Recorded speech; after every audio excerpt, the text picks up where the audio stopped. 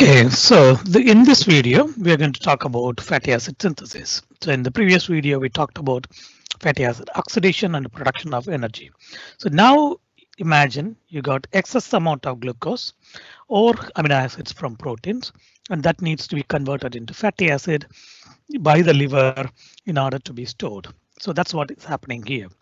So whenever you got excess amount of glucose, that's going to be stored in glycogen straight away in muscle, but there is a limit to how much glycogen can be produced and stored in our body. So the rest of glucose need to be converted into fatty acids in the liver. Okay, so each glucose molecule.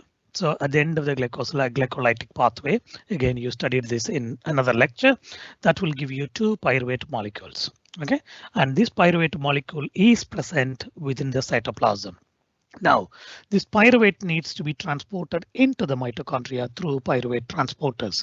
So it will come to pyruvate, the pyruvate will come into mitochondria. So within the mitochondria, the pyruvate needs to be converted into acetyl-CoA. Okay, so here an enzyme called pyruvate dehydrogenase comes in, and that will convert the pyruvate or the amino acids into acetyl-CoA. So now the acetyl-CoA is ready, and the acetyl-CoA was the key molecule in the oxidation process for fatty acids, and similarly here it's a key molecule for fatty acid synthesis. Now the acetyl-CoA within the mitochondria will combine with another molecule called oxaloacetate and form citrate. Okay, now the citrate has got a citrate transporter within the inner mitochondrial membrane, and therefore it will be transported through this channel, through this transporter into the cytoplasm. Okay, so the oxidation, fatty acid oxidation will happen in the mitochondria, but the synthesis will happen in the cytoplasm. You need to remember that. Okay, so the acetyl-CoA is combining with another molecule called oxaloacetate to form the citrate, and the citrate has got a transporter which is very good because it's present in the inner mitochondrial membrane, because not all the molecules can penetrate through the inner mitochondrial membrane because it's very rigid. So using this citrate transporter, citrate is coming into the cytoplasm. Okay, so because all the enzymes present present in the cytoplasm for fatty acid synthesis, the citrate need to be transported to the cytoplasm. Now the citrate, again, the job is done. Its role is done. It came to cytoplasm. Now it will release the acetyl-CoA and then release oxaloacetate. The oxaloacetate will go back to mitochondria to bring another acetyl-CoA. Okay, so that's the main process. So these cycles will keep continue in order to carry the molecule. So we only wanted acetyl-CoA mainly for the production of fatty acid. So the acetyl-CoA is here. So here the conversion of citrate into oxaloacetate and acetyl-CoA will require energy. You need to remember one thing. So the fatty acid oxidation will produce energy, but here the synthesis will consume energy. Okay, and we got excess amount of glucose anyway, so the energy is not a problem. It can produce the energy and utilize the energy. So try to remember the difference. During oxidation, we will produce energy. During synthesis, we will consume energy. Okay, that's what is happening. So the conversion of oxaloacetate into malate and pyruvate. So we know the citrate here in the cytoplasm, that's liberating the acetyl-CoA, and then oxaloacetate is ready to go back to mitochondria. So now the oxaloacetate will be converted into malate, and the malate has got a transporter in the inner mitochondrial membrane, so it can go back to mitochondria. Some of this malate will be converted into pyruvate, and the pyruvate has got transporter as well, as we discussed before, and that will also go inside. So it can be converted, both of these molecules, either malate or pyruvate, and these molecules will go back and then reproduce this oxaloacetate, which will again reproduce by combining with acetyl-CoA to citrate. Okay, this cycle will keep on continue. So now these steps, these two steps, malate dehydrogenase and this step where pyruvate is being produced, will utilize energy as well. Okay, this process will produce NADPH, which will be used in fatty acid synthesis. Okay, so this is you're consuming energy. This is actually producing energy, which will be utilized later on. So this is the conversion of oxaloacetate into malate and pyruvate. Now, conversion of acetyl-CoA into malonyl-CoA. So we got the acetyl-CoA in the cytoplasm. So we need to start the fatty acid synthesis. So how we are going to start this? So imagine that palmitic acid is going to be produced. That's the primary product of fatty acid synthesis. So that will act as a precursor for other types of fatty acid molecules. So palmitic acid is 16 carbon containing fatty acid. So therefore you need 8 acetyl-CoA molecules in order to produce 16 carbon containing molecule, because acetyl-CoA, each acetyl-CoA will contain only 2 carbon molecules. So in order to produce palmitic acid, 16 carbon containing molecules, so we need 8 acetyl-CoA plus we need 7 ATP molecules plus 14 NADPH molecules. Okay, we are consuming quite a lot of energy in order to produce each fatty acid molecule. Now, the acetyl-CoA is thermodynamically not favorable molecule, and therefore this has to be converted into another molecule called malonyl-CoA before starting the process of fatty acid synthesis. So this conversion is happening within the cytoplasm. So this is where an important enzyme comes in. This enzyme is called acetyl-CoA carboxylase, and this is the rate limiting enzyme. Okay. This enzyme is basically converting acetyl-CoA into malonyl-CoA by utilizing energy and carbon dioxide in the presence of biotin as a catalyst. Okay, so this is an important enzyme that's converting acetyl-CoA into malonyl-CoA by utilizing carbon dioxide. That's why it's called carboxylase. It's going to add carbon dioxide to these molecules.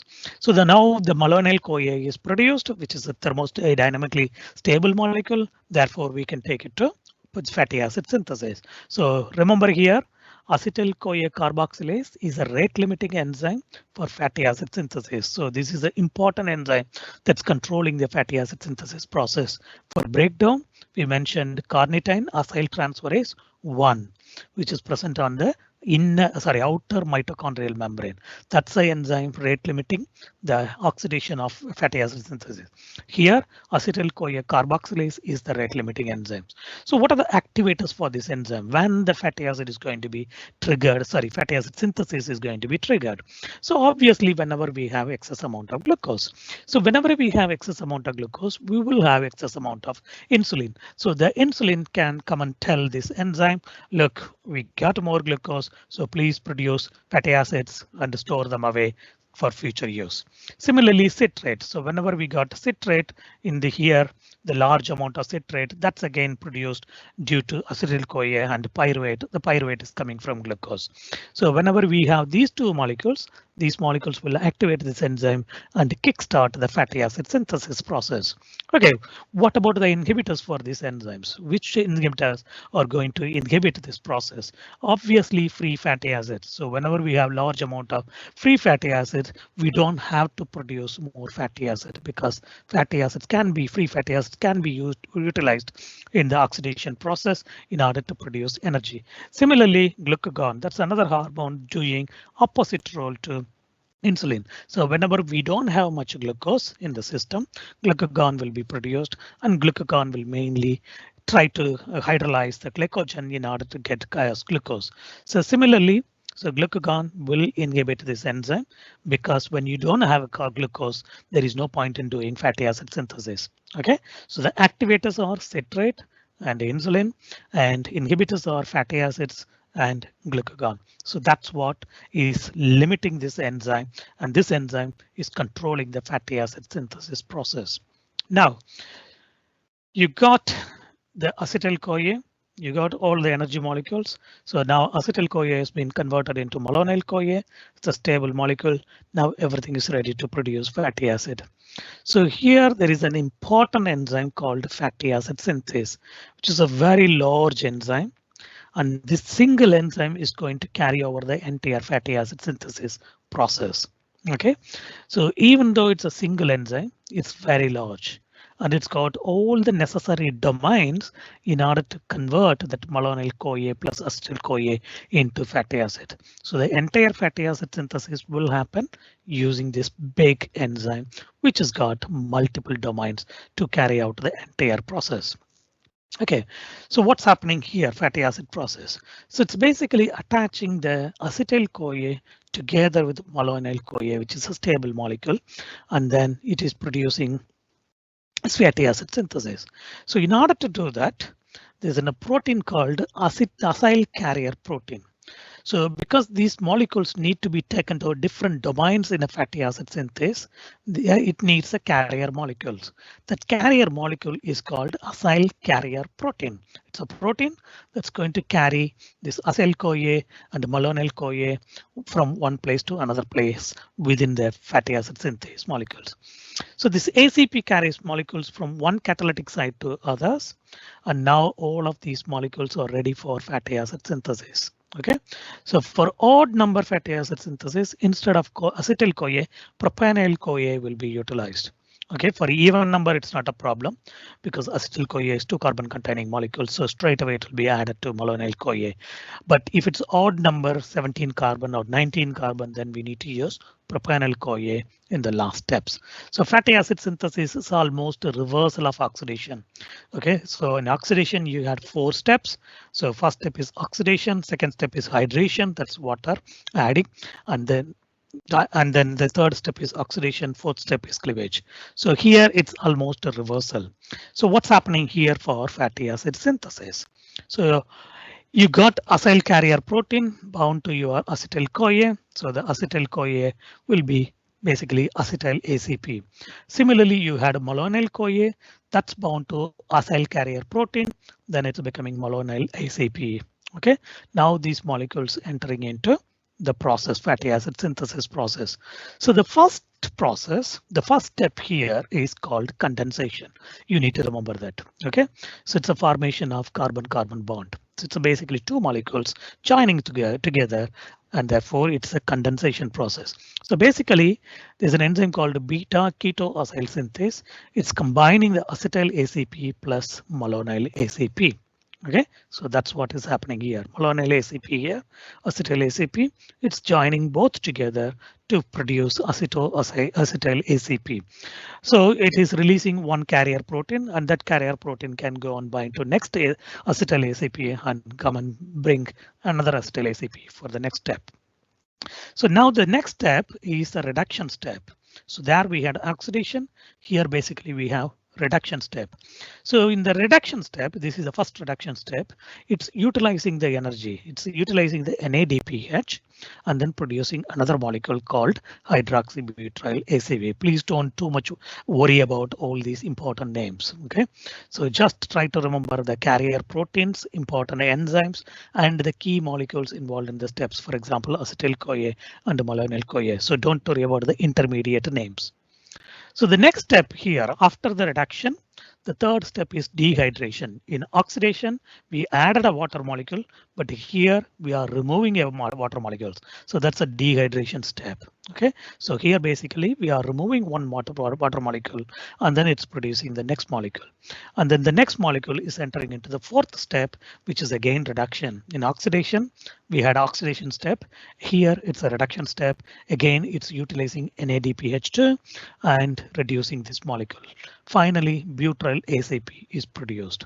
OK, so this is basically butyl ACP containing 4 carbons. One acetyl CoA, one malonyl CoA joined together, and therefore butyl ACP is produced. Now the butyl ACP will enter into the same step and then bind to another malonyl ACP and then continue this step. OK, so it will go through 7 steps in order to produce these 16 carbon containing molecules. So at the last step, thioesterase domain again present on the fatty acid synthase will come and release the fatty acid completely from the ACP. So free fatty acid will be produced. So please try to remember here 4 steps involved in fatty acid synthesis. The entire fatty acid synthesis is happening in one enzyme. OK, that one enzyme is carrying over all the process. It's a large enzyme and it's got all the domains necessary for fatty acid synthesis. 4 important steps here. First step is condensation. Second step is first reduction step. Third step is dehydration, which is basically removing a water molecule. Fourth step is a second reduction step. At the end of each cycle, you will get 4 carbon at the end of each cycle, 2 carbons will be added to the fatty acid, growing fatty acid molecule. In the oxidation, at the end of each cycle, 2 carbon containing acetyl CoA will be removed, but here 2 carbon will be added. So at the end of the first step, you will have 4 carbon. Okay, that 4 carbon molecule will bind to again malonyl ACP, and then the steps will continue. So if you are producing 16 carbon molecules, it will go through 7 cycle, and then in the last cycle, thioesterase enzyme will cleave the fatty acid from acyl carrier protein, and then acyl carrier protein will be liberated, and it will continue the job for the next one. So palmitic acid will act as a precursor for any longer fatty acid molecule, either 18 carbon, 17 carbon, 19 carbon containing molecules. Okay, and it can also get desaturated within the endoplasmic reticulum to produce unsaturated fatty acids when required. So these are the steps important in the fatty acid synthesis. So in oxidation, we are breaking down the fatty acid to produce acetyl CoA and energy in the end. Here, if we are using the acetyl CoA in order to produce fatty acid molecules, and that will go to storage. So in summary, during fatty acid synthesis, excess amount of glucose is being converted into pyruvate in the cytoplasm. Pyruvate is transported into the mitochondria where it forms acetyl CoA. Now the acetyl CoA has to come back to the cytoplasm. So the acetyl CoA will combine with oxaloacetate because acetyl CoA doesn't have a transporter molecule within the inner mitochondrial membrane. So it has to be converted into something else in order to move to cytoplasm.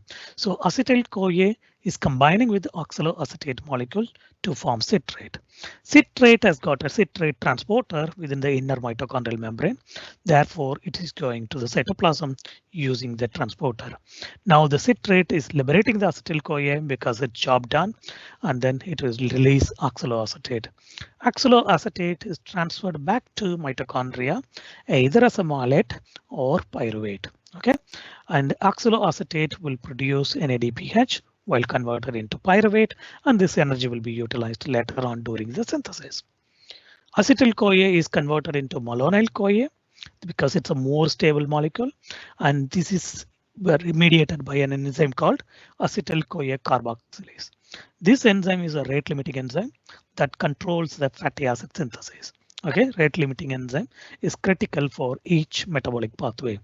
Now, malonyl CoA can block carnitine acyl transferase 1 enzyme to prevent the oxidation, because whenever we got excess amount of glucose, we don't have to break down the stored fatty acid.